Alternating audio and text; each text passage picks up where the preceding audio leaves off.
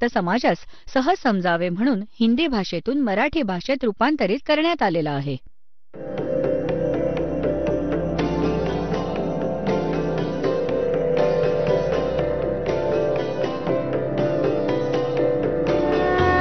और ज्ञान सब ज्ञानड़ी कबीर ज्ञान सो ज्ञान और जैसे घोड़ा तोब कायम करता चले मैदान. जगद्गुरु तत्वदर्शी संत रामपालजी महाराजांचे अमृत वचन सर्व पवित्र धर्मांच्या व पवित्र शास्त्रांच्या आधारावर.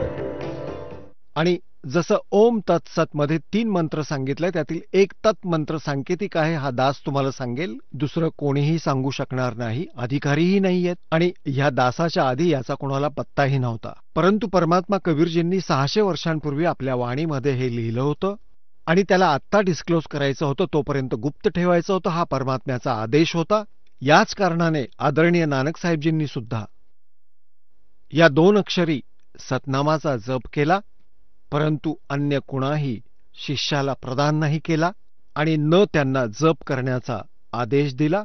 जसं समुद्राची साखी, जशी गुरुनानक देवजींची साखी आहे जन्मसाखी, त्यात समुद्राची साखी आहे.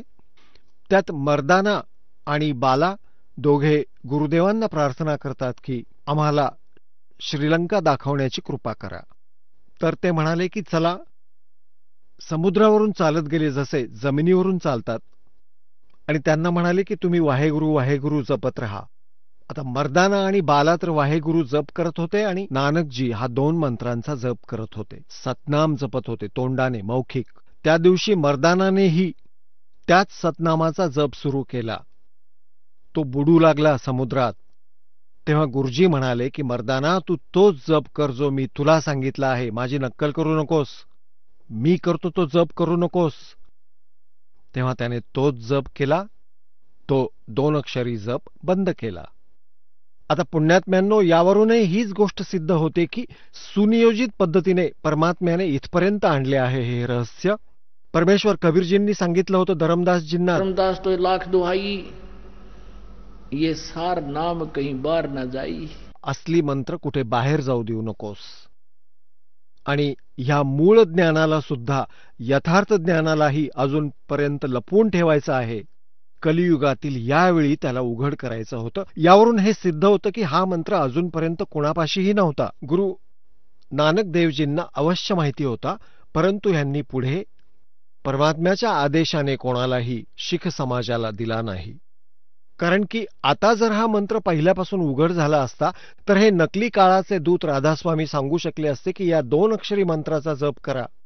मग हा दास तुम्हाला काय सांगू शकत होता? आणि ते नाम त्यांनी दिलंही असतं तरी ते अधिकारी नव्हते आणि तरीही काळाच्या जाळ्यात तुम्हाला अडकवलं असतंच. तर अशा प्रकारे परमात्म्याने तुमच्यावर मेहर केली आहे आणि या परमेश्वराच्या या सतनामाच्या जपाने तुमची पाप नष्ट होतील, तुमचे शाप नष्ट होतील. तुमच्यावर जो काही 3 तापांचा भूत प्रेत पितर जी काही आपत्ती संकट आली आहेत ती सर्व नष्ट होतील. काय सांगतायत? जब ही सतनाम हृदय धरो भयो पाप को नाशे, जैसे चिंगारी अग्नि की भाई पड़े पुराणे गाशे. कबीर परमात्मा म्हणत आहेत आपल्या सच्चिदानंद घनब्रह्मच्या वाणीमध्ये, कबीर वाणीमध्ये, त्या तत्वज्ञानात सांगत आहेत की जब ही सतनाम हृदय धरो. हृदय धरण्याचा अर्थ इथे असा आहे की जसंही आपल्याला हे नाम मिळालं आणि तुम्ही निर्मळ मनाने याचा जप सुरू केला, नियमित राहिलात आणि मनामध्ये कसल्याही प्रकारचे विक्षेप उत्पन्न झाले नाहीत गुरु, परमात्मा आणि मंत्राविषयी, तेव्हाच तो तुमच्या हृदयात धरला जाईल. त्यानंतर तुम्ही जेव्हा कधी त्याचं स्मरण कराल निर्मळ मनाने आणि बिलकुल निशंक होऊन, निसंशय होऊन, मग पहा यानं काय कमाल होईल ते. तो जब ही सतनाम हृदय धरो भयो पाप को नाश, और मानो चिंगारी अग्नि की पड़े पुराणे घास. 1000 क्विंटल किंवा 1000 टन सुकं गवत कुठे जर पडलेलं असेल आणि त्याला कुठे टाकावं म्हटलं तर ते धरताही येत नाही आणि उचलताही येत नाही. एक माचीसची काडी जाळून ठिणगी टाकली त्यात तर सगळं जळून राख बनवून टाकेल. आणि जोराचा वारा आला की सगळी राख इकडे तिकडे उडवून सगळं साफ करून टाकेल. तर इथे परमात्मा सांगत आहेत, जब ही सतनाम हृदय धरो भयो पाप को नाशे, जैसे चिंगारी अग्नि की भाई पड़े पुराने घासे, जैसे सूरज के आगे बदरा ऐसे कर्म छयारे, प्रेम की पवन करे चत मंजन फिर झलके तेज नयारे. जैसे सूरज के आगे बादल ऐसे कर्म छयारे, जसे सूर्याच्या समोर काळे काळे मोठे ढग येतात त्याचा प्रकाश मंदावतो, तसेच तुमच्या आत्मा आणि परमात्म्याच्या मध्ये आपल्या पापकर्माचे ढग आले आहेत. काय सांगितलंय की जैसे सूरज के आगे बदरा ऐसे कर्म छयारे, प्रेम की पवन कर चत मंजन फिर झलक तेज नयारे. आता पुण्यात्म्यांनो, आपण उपदेशही घेतलात. आता जप सुरू करा निर्मळ मनाने, मर्यादेत राहून. काही दिवसांनंतर काय होईल की या मंत्राने तुमचे असंख्य जन्मांची पापे जी संचित आहेत, संचित असलेलीही आणि वर्तमानात करत आहात तीही समाप्त होतील. कारण दररोज आपण जप करतो, जसे साबण लावतो, कपडा साफ होतो, दररोज मळतो पण आणि साफही होतो. आणि आधीचे जे मळलेले कपडे ठेवलेले होते ते पण साफ होतील. साबण मिळाला, तेल मिळालं, सगळी व्यवस्था झाली आपली. तर आधीचे संचित आणि प्रारब्ध आणि क्रियमान ह्या तिन्ही कर्मांचा या सतनामाच्या जपाने नाश होईल. कसा होईल? की जेव्हा तुमची पाप थोडी कमी होतील, तुम्ही करत राहाल. जसं तुम्ही पाहिलंच असेल, जसं एक मोटर मेकॅनिक असतो, त्यांचे कपडे इतके मळलेले असतात की समजत नाही हे कुठल्या रंगाचे होते. आणि जर मग कोणी तो साफ करू लागला तर 2-4 वेळा साबण लावल्याने थोडा थोडा मैल जाऊन कपडा दिसू लागेल की तो आता कपडा आहे. आणि मग त्याला परत परत धुतलं, साफ केलं तर हळूहळू साबणानं झालं नाही तर पेट्रोलने ड्राय क्लीन करू, तेव्हा तो कपडा साफ होईल. तर असंच पुण्यात्म्यांनो, आपण म्हणतात युगन युगन की वासना हुई इकट्ठी आने, निर्मल कैसे होवेगा तेरे सतगुरु लगे ना काने. युगायुगांची वासना, युगायुगांचे इतके पापकर्म हो गए इकट्ठे आण. आणि स्वच्छ कसं होईल जर तुला कोणी संत, तत्वदर्शी संत तुला भेटला नाही. वो सद्गुरु लगे नाही कान, म्हणजे त्यांची वचनं ऐकायला मिळाली नाहीत. आणि जेव्हा तुमच्या हृदयात, मग काही दिवसात काय होईल तर तुमच्या हृदयात पवित्र प्रेम उत्पन्न होईल भगवंताच्या प्रती. पहिल्यांदा जेव्हा तुम्ही सत्संग ऐकता 2-4 वेळाही हे ज्ञान ऐकायला चांगलं वाटत नाही.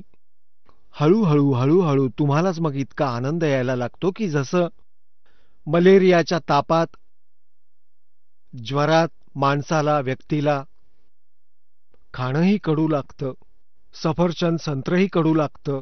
गोळी खाल्ल्याने म्हणजे कडू गोळीच खावी लागते का, तर त्याला रोटीही खावीशी वाटत नाही, ती पण कडू लागतीये. त्या कडूला गोड बनवण्यासाठी कडू गोळीच खावी लागते, कुणीन खावी लागते, इच्छा नसतानाही खावी लागते. तर अशा या ज्ञानाला आणि मग मंत्र मिळाल्यामुळे, स्मरण केल्यामुळे, विशेष जप केल्याने तुम्हाला इच्छा नसतानाही कुणींसारखे खावेच लागेल, करावेच लागेल.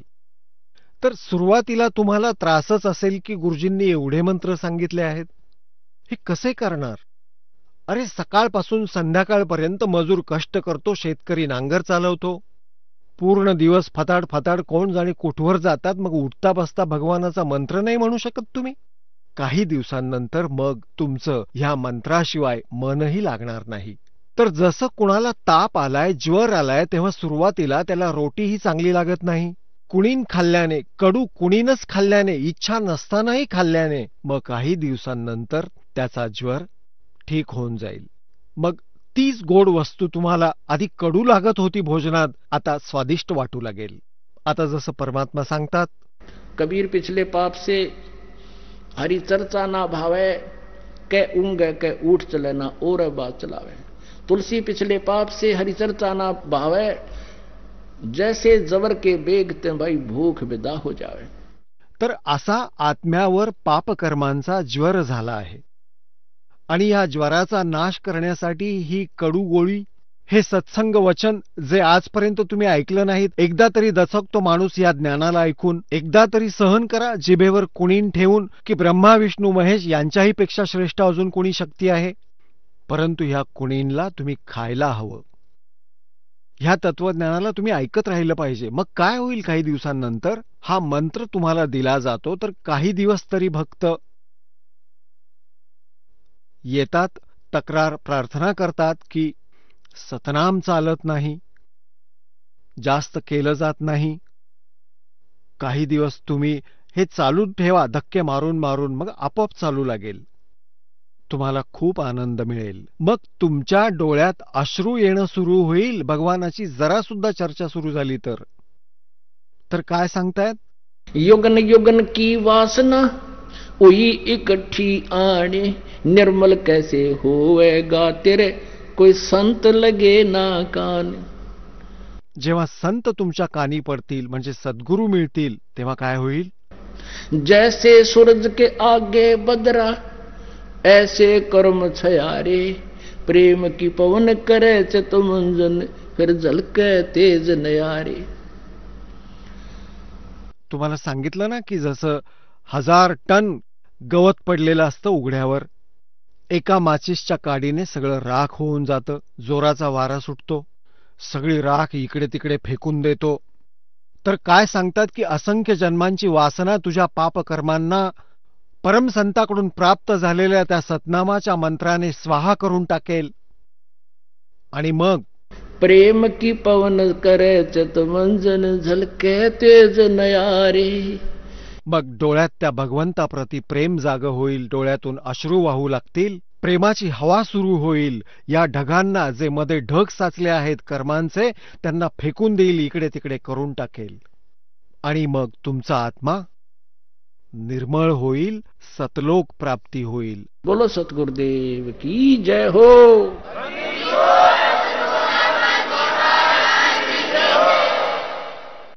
परमपिता परमात्मा पूर्ण ब्रह्म, साऱ्या सृष्टीचे रचनाकार कबीर देवजी, कबीर साहेबजी,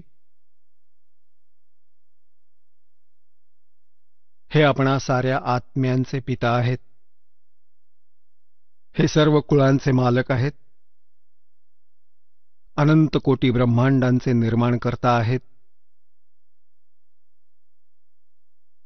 आपण तत्वज्ञानाच्या अभावाने परमात्म्याच्या परिभाषेशी परिचित होऊ शकलो नाही. आणि ज्या ज्या कारणांनी आपण आपापली मतं बनवली आहेत, आपले आपले धर्मपंथ बनवले आहेत, त्याविषयी परमात्मा म्हणतात, भाई कोई कहे मारा राम बड़ो है, कोई कहे मारा राम बड़ा है, कोई कहे खुदाई रे, कोई कहे हमरा राम बड़ा है, कोई कहे खुदाई रे, कोई कहे ईसा मसीह बड़ा है, ये बाटा रहे लगाई रे, कोई कहे ईसा मसीह बड़ा है, ये बाटा रहे लगाई रे, कोई कहे मारा राम बड़ा है. तत्वज्ञानाच्या अभावाने आपण आपल्या आपल्या इष्ट देवाला सुप्रीम मानत आहोत. कारण आपण आपल्याच सद्ग्रंथांशी परिचित नाही आहोत. ना तर हिंदू धर्माचे श्रद्धाळू आपल्या पवित्र सद्ग्रंथ शास्त्रांसारख्या पवित्र वेदांशी, पवित्र श्रीमद भगवद गीतेशी आणि पवित्र पुराणांशी परिचित नाहीत. याच प्रकारे मुसलमान धर्माचे पुण्यकर्मी प्राणी परमात्म्याला न ओळखल्याने पवित्र कुराण शरीफमध्ये लिहिलेले ज्ञानाला न समजता आपल्याच सद्ग्रंथांपासून वंचित आहेत. असेच पवित्र बायबलमध्ये परमात्म्याचं जे विधान लिहिलं आहे, परमात्म्याचा जो महिमा वर्णिला आहे, त्यापासून पवित्र ईसाई धर्मातील पुण्यात्मे अपरिचित आहेत. आणि ह्याच प्रकारे पवित्र गुरुग्रंथ साहेबमध्ये जी परमात्म्याविषयी यथार्थ माहिती आहे, त्यापासून शीख धर्माचे पुण्यात्मा अपरिचित आहेत. याच कारणाने आपण विभाजित झालो. कोणी हिंदू बनला, कोणी मुसलमान बनला, कोणी शीख बनला, कोणी ईसाई बनला. आपण कशासाठी विभाजित झालो? परमात्म्याला प्राप्त करण्यासाठी, आत्मकल्याण करण्यासाठी. जसे पवित्र हिंदू धर्माच्या साधनेने वंचित राहून पवित्र सद्ग्रंथांचं ज्ञान नसल्याने मग विचार केला की एखाद वेळेस ईसाई धर्मातून काही मिळेल. खूपशा पुण्यकर्मी प्राण्यांनी ईसाई धर्माचाही स्वीकार केला आहे. ईसाई धर्मातूनही काही मिळालं नाही तर मुसलमान धर्मसुद्धा आपलासा केला. मुसलमान धर्मातूनही संतुष्टी मिळाली नाही तर शीख धर्मसुद्धा आपलासा केला. आपण असेच विभाजित होत गेलो. आपण राहिलो मात्र जिथल्या तिथेच जिथून सुरुवात केली होती. कारण काय होतं तर आपण आपल्याच सद्ग्रंथांना समजू शकलो नाही. उदाहरण देण्यासाठी एक एक्झाम्पल आपल्याला सांगतो, प्रत्यक्ष प्रमाण देतो. आज सत्संगामध्ये सकाळी तुम्ही ऐकत होता की परमात्म्याला कोणी निराकार सांगतो,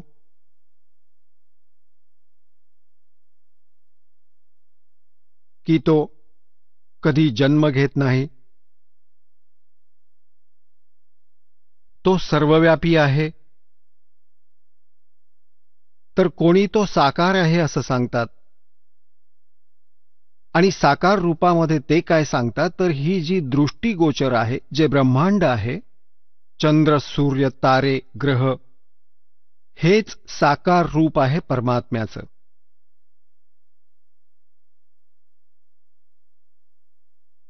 आणि ह्याच कारणाने आपण आजपर्यंत हाच सिद्धांत बनवून आपली साधना करत आलो. आपण साकार मूर्ती ठेवत होतो, भगवान विष्णूजींची पूजा करत होतो. तरीही कुणी विचारित असे की तुम्हाला तो दिसतो का? काय तुम्ही साधना करता? तुम्ही भगवंताला पाहिलं आहे? कसा आहे परमात्मा? तर आपण सांगत होतो की तो तर निराकार आहे, दिसतोय थोडाच. परमात्म्याचा केवळ प्रकाश पाहिला जाऊ शकतो, जसं आपल्या ऐकीव ज्ञानातून लोकवेद आला होता. आता पुण्यात्म्यांनो, समोर आपण विष्णूजींना भगवान मानत होतो आणि तरी आपण भगवंताला निराकार सुद्धा म्हणत होतो. तर ते आपलं लहान मुलांचं ज्ञान होतं. आणि हीच स्थिती प्रत्येक धर्माच्या व्यक्तीची आहे.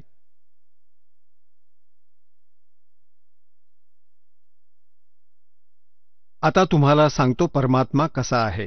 परमात्मा, परमेश्वर, तो साकार आहे, नर आकार आहे, मनुष्य दृश्य आहे आणि तो सतलोकामध्ये राहतो. सतलोक असं स्थान आहे जे कधी नाश होत नाही. गीतेच्या अध्याय क्रमांक 18 मधील श्लोक क्रमांक 62 मध्ये त्यालाच शाश्वत स्थान म्हटलं आहे, म्हणजेच सनातन परमधाम. आणि तिथे गेल्यावर प्राण्याचा कधी जन्म मृत्यू होत नाही. आता जेवढेही सतलोकाच्या सतखंडाची महिमा गाणारे हे पंथ आहेत, त्यांना कखचही ज्ञान नाही सतखंड आणि वरील लोकांचं. केवळ कानोकानी ऐकलेलं ज्ञान परमात्मा कबीरजींच्या वाणीला रटून पाठ केलं आहे, त्याचाच उलटा सुलटा अनुवाद करून भोळ्या आत्म्यांना भ्रमित करून ठेवला आहे, जे त्यांचे अनुयायी आहेत. सर्वप्रथम तुम्हाला पवित्र बायबलशी परिचित करतो. पवित्र बायबल वाचणाऱ्यांना तुम्ही विचारा, परमात्मा साकार आहे की निराकार? ते म्हणतील परमात्मा निराकार आहे आणि म्हणतात गॉड इज फॉर्मलेस. त्यांनी तर पवित्र बायबल समजूनच घेतलेलं नाही. पवित्र बायबलमध्ये लिहिलं आहे की परमात्मा मनुष्य सदृश आहे आणि 6व्या दिवशी त्या परमेश्वराने म्हटलं की मी मनुष्याला माझ्याच रूपात उत्पन्न करीन, आणि तसंच केलं. 6व्या दिवशी भगवंतानं मनुष्याला आपल्याच रूपात उत्पन्न केलं, नर आणि नारी बनवून त्यांची उत्पत्ती केली. आता पहा प्रमाण पवित्र बायबलमध्ये. पवित्र बायबल, संपूर्ण जीवन अध्ययन बायबल. पवित्र बायबल, संपूर्ण जीवन अध्ययन बायबल. संपादक आहेत डेव्हिड स्टुअर्ड, इंग्रजी. प्रधान संपादक Donald C Stamps, MA, MDiv. संयुक्त संपादक. हे सगळं लिहिलेलं आहे. हे USA मधून छापलं आहे. आता हे पहा, उत्पत्ती, ज्याला इंग्रजीमध्ये म्हणतात हे जेनेसिस.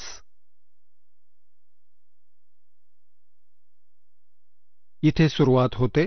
सुरुवातीला परमेश्वराने आकाश आणि पृथ्वीची सृष्टी केली.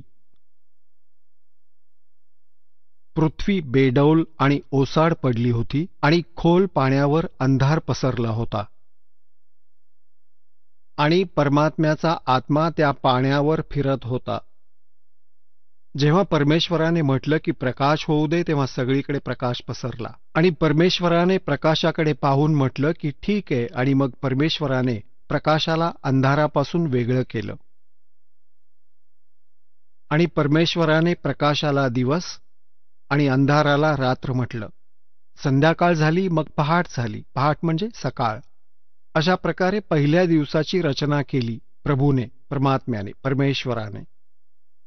मग परमेश्वर म्हणाला, पाण्यामध्ये असं अंतर पडावं, पाणी 2 भाग होईल, आणि तसंच झालं.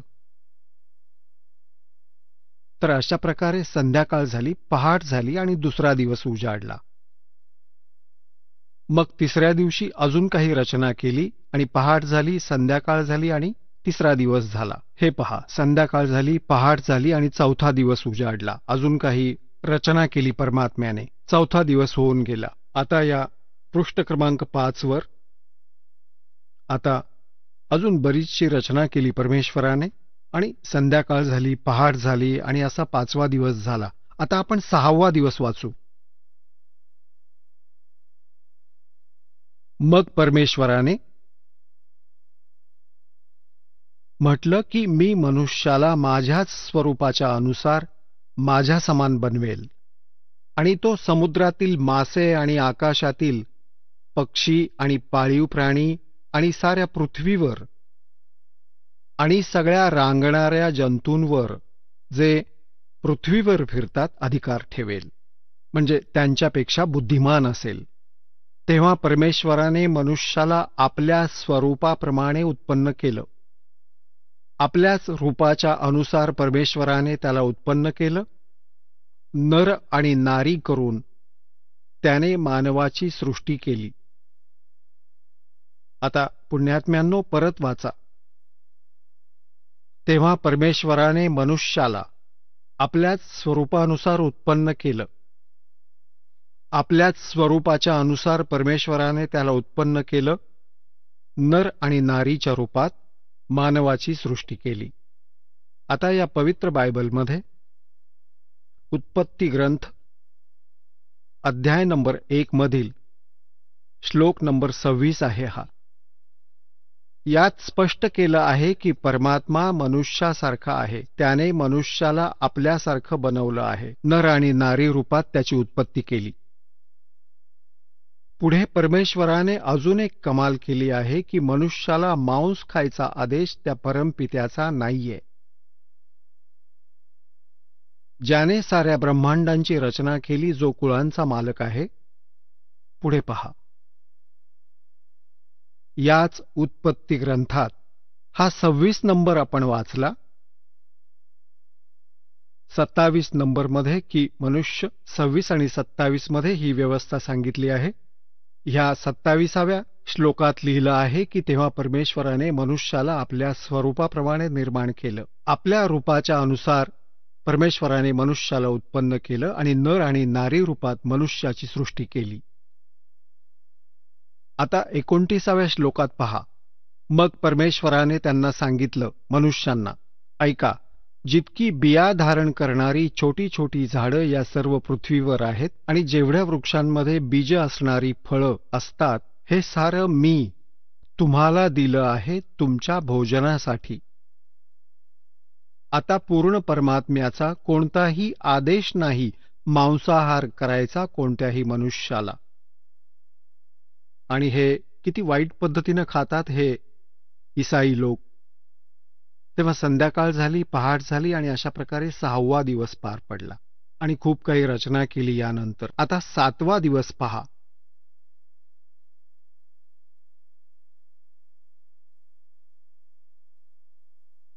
अशी आकाश आणि पृथ्वी आणि त्यांच्या साऱ्या सेनेला बनवणं समाप्त झालं 6व्या दिवशी. आणि परमेश्वरानं त्याचं काम 7व्या दिवशी संपवलं. आणि त्याने आपलं सारं काम संपवून मग 7व्या दिवशी विश्रांती घेतली. आणि ह्या 7व्या दिवसाला त्यानं आशीर्वाद दिला, पवित्र ठरवलं. सृष्टीच्या साऱ्या रचनेच्या कामातून विश्राम घेतला. आता पवित्र बायबलमधून खूप सारी रहस्य जी आहेत पुढे येतील. यातून हेही तुमच्या समक्ष येईल की या तीनही देवता, श्री ब्रह्मा, श्री विष्णू, श्री शिवजी, साऱ्या ब्रह्मांडांचे संचालक आहेत. आणि पवित्र ईसाई धर्माच्या इतिहासात सुद्धा त्यांचा उल्लेख आहे. भलेही त्यांची नावं घेतली नसतील, अन्य त्यांच्या भाषेत काहीही लिहू देत. आता पुण्यात्म्यांनो, परमात्म्याने आदम आणि हव्वाची उत्पत्ती केली, जसं पवित्र बायबलमध्ये लिहिलं आहे. आणि मग मनुष्यांची रचना करून जे काही इथे बनवायचे होते त्यांना बनवून चंद्र, तारे, पृथ्वी इत्यादी. तर परमात्मा जो सर्व सृष्टीचा रचनाकार आहे त्याने तर विश्राम घेतला, वरच्या पदास निघून गेला. त्यानंतर इथे या काळ भगवंताने जबाबदारी स्वीकारली, ब्रह्मने, जो श्री ब्रह्मा, श्री विष्णू, श्री शिवजी यांचा पिता आहे. तर यामध्ये हे प्रमाण दाखवतो, काय लिहिलं आहे की आदम आणि हव्वा, आदम व्यक्तीचं नाव आहे आणि हव्वा त्याची पत्नी, या दोघांना या काळने आपला पुत्र ब्रह्माजींकडे सोपवलं. आता पुढे दाखवतो की परमात्मा साकार आहे की निराकार. तर त्या दोघांना, आदम आणि हव्वाला, स्वर्गामध्ये एका वाटिकेत राहण्यासाठी सोडून दिलं आणि त्यांना एक विशेष सूचना केली भगवंताने, येथील भगवंताने, की तुम्ही या वाटिकेच्या आत आणि कोणत्याही वृक्षाचं फळ तुम्ही खाऊ शकता, परंतु मध्यात उगवलेल्या झाडांची फळे खाऊ नका, कारण तुम्ही खाल तर मरून जाल. यात लिहिलंय की काही दिवसांनंतर एक साप आला. त्या सापाने त्यांना विचारलं, आदम आणि हव्वा यांना, हव्वाला म्हटलं की तुम्ही ह्या मधल्या झाडांची फळं का बरं खात नाही? तेव्हा हव्वाने सर्पाला सांगितलं की आम्हाला भगवंताने मनाई केली आहे आणि म्हटलं आहे की जर आम्ही ह्या मधल्या झाडांची फळं खाल्ली तर आमचा मृत्यू होईल. तर सर्प म्हणाला की नाही, असं होणार नाही. हा भगवान तुम्हाला फसवत आहे. तुम्ही मरणार नाही, तर तुम्हाला चांगलं आणि वाईट यांचं ज्ञान होईल ही फळं खाल्ल्याने. याचमुळे भगवंताने तुम्हाला अंधारात ठेवलं आहे की जर तुम्ही ही मधली फळं, ह्या मधल्या वृक्षाची फळं खाऊन स्वतःच्या अस्तित्वाला जाणून घ्याल, ते त्याला नको आहे. आता हव्वाने त्या मधल्या वृक्षाचं फळ तोडलं, स्वतःही खाल्लं आणि आपल्या पतीलाही खाऊ घातलं. त्यावेळी ते दोघेही नग्न होते आणि त्यांची अशी बुद्धी होती की ते एकमेकांपासून लाजत नव्हते. ते फळ खाल्ल्यानं त्यांना जाणीव झाली की आपण असं नाही राहिलं पाहिजे. तर त्यांनी अंजिराची पानं असतात अशी मोठी मोठी, त्या पानांना तोडलं आणि आपल्या शरीरावर बांधलं. लिहिलं आहे या पवित्र बायबलमध्ये की संध्याकाळच्या वेळी भगवान आले वाटिकेत फेरफटका मारण्यासाठी आणि त्यांनी आवाज दिला की आदम आणि हव्वा, तुम्ही कुठे आहात? भगवंताला पाहून त्याची चाहूल लागताच ते लपून बसले वृक्षांच्या मध्ये आणि म्हणू लागले की आम्ही इथे बसलो आहोत, आम्हाला तुमच्यासमोर यायची लाज वाटते कारण की आम्ही नग्न आहोत. तर भगवंत म्हणाले की तुम्ही मधल्या झाडाचं फळ खाल्लं का? ते म्हणाले की हो, आम्ही त्या मधल्या झाडाचं फळ खाल्लं, ज्यामुळे आता आम्हाला एक दुसऱ्यासमोर यायला लाज वाटू लागली आहे. यामुळे भगवान नाराज झाले आणि म्हणाले की तुम्हाला कुणी सांगितलं या झाडाचं फळ खायला? हव्वा म्हणाली की सर्पाने सांगितलं, सापाने. आता पुण्यात्म्यांनो, आपल्याला यातील आपल्यासाठी महत्वाचं तेवढंच घ्यायचं आहे. हे मोठे सद्ग्रंथ आहेत, मोठं वन आहे आध्यात्मिक वन, आणि आध्यात्मिक वनातून आपल्याला जी औषधी पाहिजे आपल्या रोग निवारणासाठी तेवढीच काढून घेऊ. बाकी ठीक आहे, हिरवगार तर आहेच ते.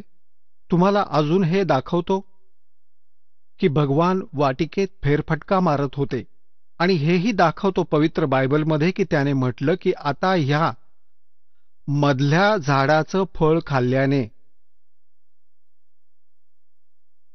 हा मनुष्य बुद्धिमान झाला आहे आणि कुठे असं ना हो की जीवनाच्या वृक्षाचं फळही हे खाऊन टाकतील आणि अमर होतील. म्हणून त्यांना वाटिकेतून बाहेर काढलं त्यांना आणि त्यांच्यासाठी कातड्याचे कपडे बनवले भगवंताने. तर भगवान निराकार कुठून झाला? कुठून झाला निराकार? हा कुठून आणला हा सिद्धांत? हे पहा, हे आपण वाचत आहोत पवित्र बायबल आणि जेनेसिस 3 म्हणजे 3रा अध्याय, मनुष्याचं पतन, पृष्ठ क्रमांक 9 वर. तिथे यहोवा परमेश्वराने जेवढे काही पशु बनवले होते त्या सगळ्यात सर्प धूर्त होता. तो स्त्रीला म्हणाला, काय हे खरं आहे का की परमेश्वर असं म्हणाला की तुम्ही या वाटिकेतील कोण्या वृक्षाचं फळ खाऊ नका? स्त्री सर्पाला म्हणाली, या वाटिकेतील वृक्षांची फळं आम्ही खाऊ शकतो, पण जो वृक्ष वाटिकेच्या मधोमध आहे त्याच्या फळाविषयी परमेश्वराने सांगितलं आहे की तुम्ही ते खाऊ तर नकाच, पण स्पर्शही करू नका, नाहीतर मराल. तेव्हा सर्प स्त्रीला म्हणाला, तुम्ही नक्कीच मरणार नाही. परमेश्वर तर हे जाणतो की ज्या दिवशी तुम्ही त्याचे फळ खाल त्याच दिवशी तुमचे डोळे उघडतील आणि तुम्हाला चांगल्या वाईटाचं ज्ञान होऊन परमेश्वरासमान व्हाल. आता जेव्हा स्त्रीने पाहिलं की त्या वृक्षाचं फळ खाण्यासाठी चांगलं आहे आणि दिसण्यास मनभावक आणि बुद्धी देण्यासाठी योग्य असं आहे, तेव्हा तिने ते झाडावरून तोडून खाल्लं आणि आपल्या पतीलाही दिलं आणि त्यानंही खाल्लं. तेव्हा त्या दोघांचे डोळे उघडले आणि त्यांना जाणीव झाली की ते नग्न आहेत. म्हणून त्यांनी अंजिराची पानं तोडून जोडून लंगोट बनवले. तेव्हा यहोवा परमेश्वर दिवसाच्या थंड वेळी म्हणजे सकाळी किंवा संध्याकाळी वाटिकेत फिरत होता. आता पहा, तेव्हा यहोवा परमेश्वर म्हणजे यहोवा म्हणा किंवा परमेश्वर म्हणा, जो दिवसाच्या शीतल वेळी वाटिकेत फिरत होता, भटकत होता, त्याचे शब्द त्यांना ऐकू आले, त्याच्या पावलांचा आवाज ऐकू आला. तेव्हा आदम आणि त्याची पत्नी वाटिकेतील वृक्षांच्या मध्ये लपले. वृक्षांच्या मध्ये यहोवा परमेश्वरापासून लपून बसले. तेव्हा यहोवा परमेश्वराने आवाज देत आदमला विचारलं, तू कुठे आहेस? ज्या भगवंताला हे समजत नाही की आदम कुठे आहे, मग सांगा तो परमात्मा आहे की नाही अशी शंका येईलच आपल्याला. तेव्हा यहोवा परमेश्वराने आवाज देत आदमला विचारलं, तू कुठे आहेस? त्याने म्हटलं की मी तुझे शब्द ऐकून घाबरलो, कारण मी नग्न होतो म्हणून लपून बसलो. आता तो म्हणतो, कोण म्हणतो? यहोवा परमेश्वर म्हणतो की कुणी तुला सांगितलं की तू नग्न आहेस? ज्या वृक्षाचं फळ खाण्यास मी तुला मनाई केली होती, काय तू त्याचं फळ खाल्लंयस? आदम म्हणाला, ज्या स्त्रीला तू माझ्याबरोबर राहण्यासाठी दिलं आहेस, तिनंच त्या वृक्षाचं फळ मला दिलं आणि मी ते खाल्लं. तेव्हा यहोवा परमेश्वर स्त्रीला म्हणाला की तू हे काय केलंस? स्त्री म्हणाली की सर्पाने मला बोलण्यात फसवलं, तेव्हा मी ते खाल्लं. पृष्ठ क्रमांक 10 आता आपण पाहाल. उत्पत्ती ग्रंथ अध्याय 3 आणि 4 आपण वाचत आहोत. आता 3 चालू आहे. यात काय लिहिलंय की आदमने आपल्या पत्नीचं नाव हव्वा ठेवलं, कारण जेवढे मनुष्य जिवंत आहेत त्यांची आदिमाता तीच आहे. आणि यहोवा परमेश्वराने आदम आणि त्याच्या पत्नीसाठी चामड्याचे अंगरखे बनवून त्यांना परिधान केले. मग हा भगवान निराकार कुठून आहे? साऱ्या गोष्टी तर करतोय, त्याचे कपडे बनवतोय, फिरतोय, भटकतोय. मग यहोवा परमेश्वर म्हणाला की मनुष्य चांगल्या वाईटाचं ज्ञान प्राप्त करून आमच्यातीलच एक झाला आहे. आता भगवान एक वरून अनेक झाले आहेत. मग यहोवा परमेश्वर म्हणाला की मनुष्य चांगल्या वाईटाचं ज्ञान प्राप्त करून आमच्यातीलच एका समान झाला आहे. यावरून असं सिद्ध होतं की हे भगवान ह्याच तऱ्हेने एकापेक्षा अधिक आहेत. म्हणून आता असं न होवो की हे हात लांब करून जीवनाच्या वृक्षाचीही फळं तोडून खातील आणि सदैव जीवित राहतील. एक अजून प्रमाण दाखवतो याच पवित्र बायबलमध्ये, हे पहा. या पृष्ठ क्रमांक 11 सुद्धा हेच समर्थन आहे. हा उत्पत्ती ग्रंथ आहे. 4 आणि 5 अध्याय चालू आहेत. 5व्या अध्यायातही हेच स्पष्ट केले. सुरुवातीला आदमपासून नूहपर्यंत याचं यात वर्णन आहे. आदमची वंशावळ अशी आहे की जेव्हा परमेश्वराने मनुष्याची सृष्टी केली तेव्हा आपल्याच स्वरूपात त्याला बनवलं. आता दुसऱ्यांदा परत इथं प्रमाणित केलं आहे की परमेश्वराने मनुष्याची सृष्टी केली तेव्हा आपल्याच स्वरूपात त्याला बनवलं. त्याने नर आणि नारी रूपात मनुष्याची सृष्टी केली आणि त्यांना आशीर्वाद दिला आणि त्यांच्या सृष्टीच्या वेळेस त्याचं नाव आदम ठेवलं. आता स्पष्ट झालं. 2 वेळा परत सांगितलं. आता पुढे दाखवतो. हे 3 आहेत जे यांना कंट्रोल करतात. कुणाला? ईसाई धर्माला. हे पहा, ते 3 आहे. 3चंही प्रमाण तुम्हाला देतो. हे पहा, हे आहे 24 पृष्ठ आणि तोच उत्पत्ती म्हणजे जेनेसिस 17-18. 3 अतिथी. अब्राहम मम्रेच्या बांबूच्या वृक्षांच्या मध्ये कडक उन्हात तंबूच्या दारात बसला होता. अब्राहम. तेव्हा यहोवाने त्याला दर्शन दिलं. त्याने वर पाहून दृष्टादृष्ट केली तेव्हा काय पाहिलं की 3 पुरुष त्याच्यासमोर उभे आहेत. हे 3 म्हणजे ब्रह्मा, विष्णू, महेश. जेव्हा त्याने त्यांना पाहिलं तेव्हा त्यांना भेट देण्यासाठी तंबूच्या दारातून पळत गेला आणि जमिनीवर पडून दंडवत केला आणि म्हणू लागला, हे प्रभू, जर माझ्यावर तुझी अनुग्रह दृष्टी आहे तर मी विनंती करतो, आपल्या ह्या दासापासून दूर जाऊ नका. मी थोडं पाणी आणतो आणि तुम्ही तुमचे पाय धुवून या वृक्षाच्या खाली विश्राम करा. मग मी रोटीचा एक तुकडा घेऊन येतो. त्याने तुम्ही आपापल्या जीवाला तृप्त करा आणि त्यानंतरच पुढे जा, कारण तुम्ही तुमच्या दासापाशी याच कारणाने आला आहात. ते म्हणाले, जसं तू म्हणतोस तसंच कर. आता पहा पुण्यात्म्यांनो, या पवित्र बायबलमध्ये हे सिद्ध केलं आहे की परमात्मा मनुष्य सदृश्य आहे. तो साकार आहे, मनुष्यासारखा आहे, कारण त्याने मनुष्याची सृष्टी आपल्या स्वरूपाच्या अनुसार केली. दुसरा कॉन्सेप्ट हा स्पष्ट केला की 7व्या दिवसापर्यंत काम केलं, मग विश्राम केला आणि त्यानंतर या काळच्या हातात सगळा कारभार आला, ब्रह्मच्या हातात. आणि याने आपल्या 3ही पुत्रांना हा कारभार सांभाळायला दिला आहे, श्री ब्रह्मा, श्री विष्णू आणि श्री शिवजी. आपण हेही पाहिलं की भगवान कोणत्याही दृष्टीने निराकार नाहीये, तो साकार आहे. पूर्ण परमात्मा ही साकार आहे, ज्याने साऱ्या ब्रह्मांडांची रचना केली. आणि पुढे हे देवता सुद्धा साकार आहेत, जो वाटिकेत फिरतो आहे, त्यांच्याशी बोलत आहे, आदम आणि हव्वा यांचे कपडे शिवत आहे. आणि मग अब्राहम नावाचे एक महापुरुष होऊन गेले ईसाई धर्मामध्ये. ह्या साऱ्या ईसाजींच्या पूर्वीच्या गोष्टी आहेत, आदमच्या नंतरच्या. तर त्याने पाहिलं की 3 भगवान समोर उभे आहेत, त्यांना दंडवत प्रणाम केला. तर परमात्मा निराकार कसा काय झाला?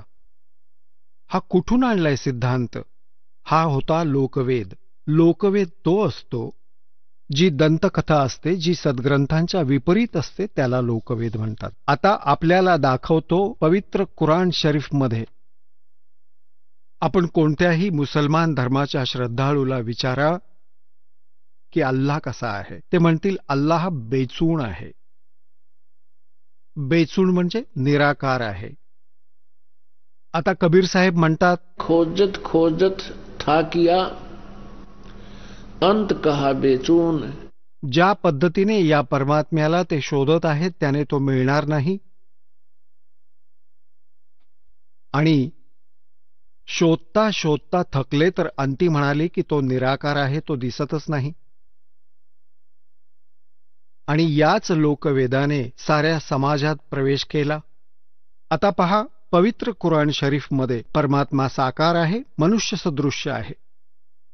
आणि पवित्र कुराण शरीफचं हे ज्ञान देणारा जो अल्लाह आहे, ज्या अल्लाहने पवित्र कुराण शरीफचं ज्ञान दिलं, तो मुसलमान धर्माचा फायनल गॉड आहे, तो अंतिम भगवान आहे, तो पूर्ण परमात्मा मानतात की तोच समर्थ शक्ती आहे, ज्याने कुराण शरीफचं ज्ञान हजरत महम्मदजींना दिलं.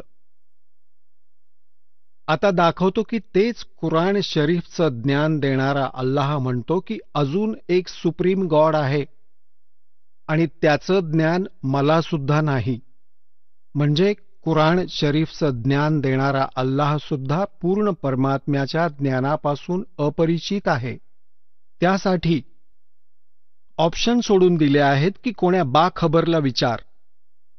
याच प्रकारे पवित्र श्रीमद भगवत गीता अध्याय क्रमांक 4 मधील श्लोक क्रमांक 34 मध्ये म्हटलं आहे, गीता ज्ञान देणारा अल्लाह सुद्धा तोच आहे आणि कुराण शरीफचं ज्ञान देणारा अल्लाहही तोच आहे. आता पवित्र श्रीमद भगवत गीतेमधील अध्याय क्रमांक 4 मधील श्लोक 34 मध्ये म्हटलं आहे की अर्जुन, त्या तत्वज्ञानाला जे परमेश्वराने स्वयं येऊन आपल्या मुखाने सांगितलं आहे, 4थ्या अध्यायातील 32व्या श्लोकामध्ये त्याविषयी सांगितलं आहे, त्या सच्चिदानंद घनब्रह्मच्या वाणीला म्हणजे त्या तत्वज्ञानाला तू तत्वदर्शी संतांकडे जाऊन समजून घे.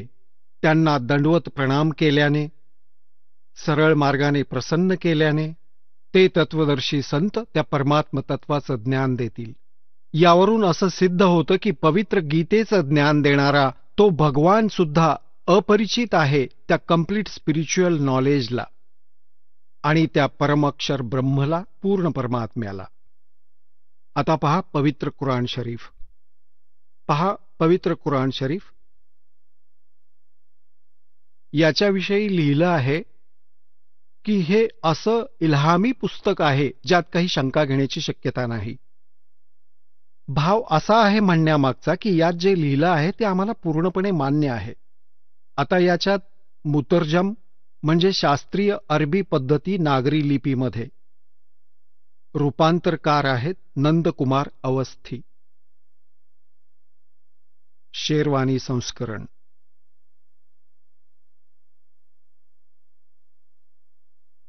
हे पण तेच प्रकरण आहे.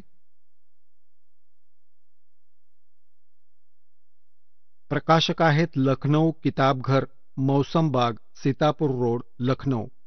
आपण यातील सूरत फुरकानी 25 नंबर सूरत फुरकानी बघणार आहोत. हा 25 क्रमांक आहे. पृष्ठ क्रमांक 604 वर हे कुराण शरीफ. आणि इथे पहा, यातील 52 क्रमांकाच्या आयतपासून सुरुवात करूया. 52 पासून. फला तुतील काफिरिन व जाहिदहम बिही जिहादन कबीरन. आता या प्रकारे यांनी, ही तर आहे अरबी भाषा देवनागरी लिपीमध्ये लिहिली. ही आहे अरबी भाषा उर्दू भाषेमध्ये लिहिली आहे. उर्दू लिपीमध्ये हे सारे. आणि हीच भाषा जर हिंदीमध्ये लिहिली यांनी, जशा प्रकारे ही उर्दूमध्ये लिहिली आहे, भाषा ही अरबी आहे, याचा अनुवाद पण यांनी इथे केला आहे. पहा, हा 52 नंबर आहे. आता कुराण शरीफचे ज्ञान देणारा अल्लाह हजरत महम्मदजी यांना म्हणत आहे की ए पैगंबर, तू काफिरांचं म्हणणं ऐकू नकोस. आणि या कुराणातील सूचनांनुसार, म्हणजे मी तुला जे ज्ञान देत आहे त्याचा सामना चांगला जोर लावून कर. यांनी या कबीरचा अर्थ जिहादन कबीरन, यांनी कबीरचा अर्थ इथे मोठा असा केला आहे. आता कोणत्या ना कोणत्या अक्षराचा, शब्दाचा अर्थ तर असतोच. आता त्याचा वास्तविक अर्थ काय होतो ते हा दास सांगेल. याचा अर्थ असा आहे की हजरत महम्मदला कुराण शरीफ सांगणारा अल्लाह म्हणत आहे की जो कबीर नावाचा भगवान आहे, कबीरच अल्लाह आहे, ज्याला हे अल्लाहू अकबर म्हणतात. अल्लाह अकबर, अल्लाह कबीर. अल्लाह कबीरचा अर्थ आहे, हे करतात तो मोठा भगवान. ही होती यांच्याच शब्दात. आपण हे मानूया की तो मोठा भगवान आहे, ज्याच्याकडे कुराण शरीफचं ज्ञान देणारा अल्लाह हजरत महम्मदला सांगत आहे की तो जो मोठा भगवान आहे त्याच्याविषयी हे अन्य व्यक्ती जे काफिर आहेत, जे त्या मोठ्या भगवंताला भजत नाहीत, ते काफिर आहेत आणि ते विश्वास करत नाहीत या गोष्टींवर ज्या मी तुला सांगत आहे की कबीर इज गॉड, की तो अल्लाह आहे, तो मोठा भगवान आहे.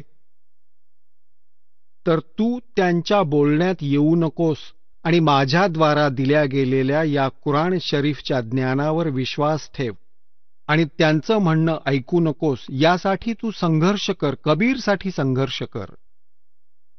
जिहादन कबीरन, या कबीर भगवानसाठी. कबीर अल्लाह, जे कबीर अल्लाह आहेत ते कबीर परमात्मा आहेत, साऱ्या सृष्टीचे रचनाकार आहेत.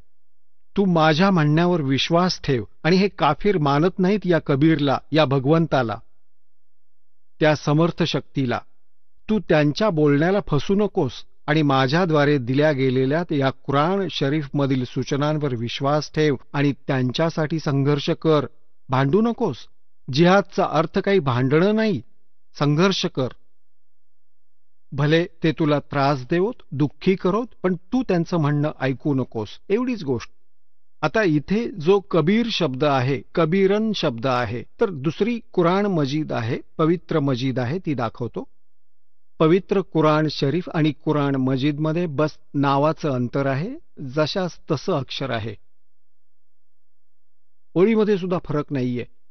तरी यातून खूप सारा कॉन्सेप्ट क्लिअर होईल. हे पहा, हे आहे पवित्र कुराण मजीद. प्रकाशक आहेत आसिफ बुक डेपो, 422 मटिया महल जामा मस्जिद दिल्ली 6, कुरान मजिद हिंदी मुतरजम मा अरबी मतन तर्जुमा, मौलाना फतेह मोहम्मद खां साहेब जालंधरी तसीही, मौलाना अब्दुल मजीद सरवर साहिब, प्रकाशक आहेत Farid book depot private limited, नवी दिल्ली.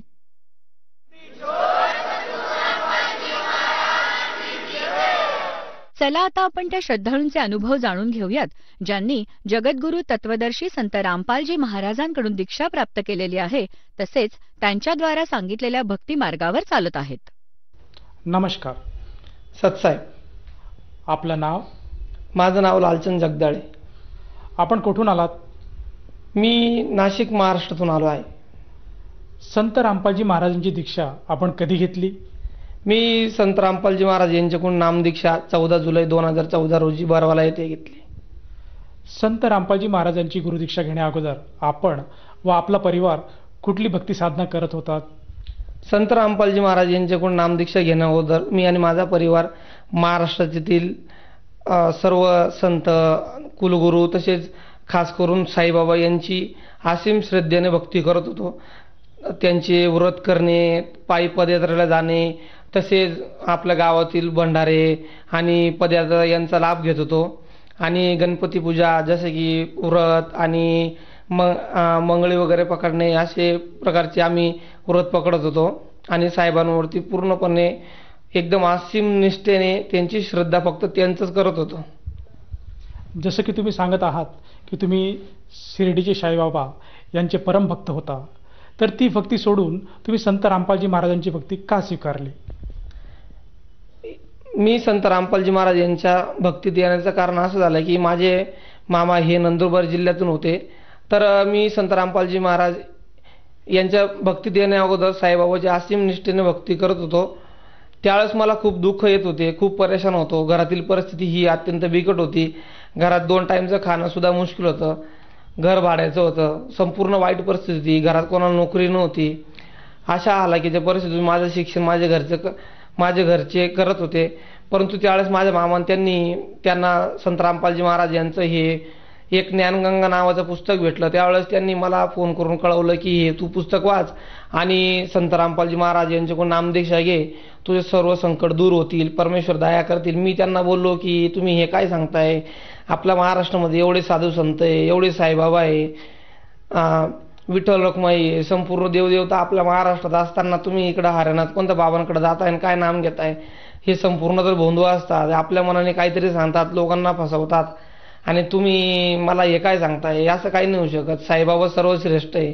मग ते एक दिवशी ते माझे मामा आमच्या घरी आले आणि आल्यानंतर त्यांनी माझ्याशी बरेच परमेश्वराविषयी खूप ज्ञान चर्चा केली. त्यावेळेस मी त्यांना म्हणालो की तुम्ही एवढं काही सांगताय की परमेश्वर असा आहे तसा आहे, तर याला प्रमाण काय? तर त्यावेळेस त्यांनी मला संत रामपालजी महाराज यांनी लिहिलेलं ज्ञानगंगा नावाचं पुस्तक दिलं. त्यामध्ये मी स्वतः उघडून बघितलं की सर्व 4 वेद, 16 शास्त्र, 18 पुराण हे पूर्ण परमेश्वराकडे बोर्ड दाखवत आहे की तो पूर्ण परमेश्वर कोण आहे. त्याची भक्ती केल्याने संपूर्ण घरातील दारिद्र्य दूर होईल आणि आपलं मोक्ष होईल. पण तरी बी माझं मन मानत नव्हतं. मग मी त्यांना असं म्हटलं की आपलं एवढे भारतामध्ये एवढे संत आहे, त्यातले मी साईबाबांना एवढं सगळं मानतो, इतकं साईबाबांसाठी मी इतकं काय करतो आणि साईबाबा मला सगळं काय करतील. परंतु त्यांनी सांगितलं की आपल्या 4 वेदांमध्ये तर साईबाबांविषयी काही सांगितलेलं नाही, तो पूर्ण परमेश्वर तर कोणी वेगळाच आहे. तरी माझं म्हणणं ऐकत नव्हतं. एकीकडे मी ते ज्ञानगंगा पुस्तक वाचत होतो आणि आपल्या शास्त्रांचं मिलन करत होतो आणि एका साईडला माझ्या मनातील साईबाबांबद्दलची दृढ भक्ती ही पूर्णपणे वेगळी होत नव्हती. तर त्यावेळेस त्यांनी मला सांगितल्याप्रमाणे मी त्यांना म्हटलं की एक काम करा, चला तुमचे संत रामपालजी महाराज यांच्याकडून नामदीक्षा घेतल्यानंतर जर खरंच जर हे पूर्ण परमेश्वर आहे किंवा यांनी सांगितलेलं ज्ञान जर हे जर सगळं खरं असेल तर मला माझ्या घरातलं 18 विश्व आराध्य ही परिस्थिती असलेली, माझं घराचं परिस्थिती अत्यंत खराब आहे, ही परिस्थिती तुमच्या रामपालजी महाराज बदलू शकता का? मग मी नाम घेतो. मला तुमचे रामपालजी महाराज नोकरी लावू शकता का? आज समाजामध्ये एवढी खराब परिस्थिती झालेली आहे की लोकांना रोजगार नाही, नोकऱ्या नाही आणि तुमच्या रामपालजी महाराज काय मला नोकरी लावून देतील का? तर ते म्हटले की हो, सगळं खाऊ शकतो, तू फक्त पूर्ण परमेश्वराची भक्ती कर, आपले जे शास्त्र सांगतायत त्यात सांगितल्याप्रमाणे तू वाघ नियमांमध्ये राहा, परमेश्वरासाठी काही अशक्य नाही. मग मी त्यांच्यावरती विश्वास ठेवला आणि त्यांना चॅलेंज केलं, जर तुमचे संत रामपालजी महाराज जर मला सरकारी नोकरीला लावू शकता, जर त्यांच्यात एवढी पॉवर आहे, त्यांनी दिलेली भक्ती ही जर खरी असेल, तर मी त्यांच्याकडून नामदीक्षा घेतो.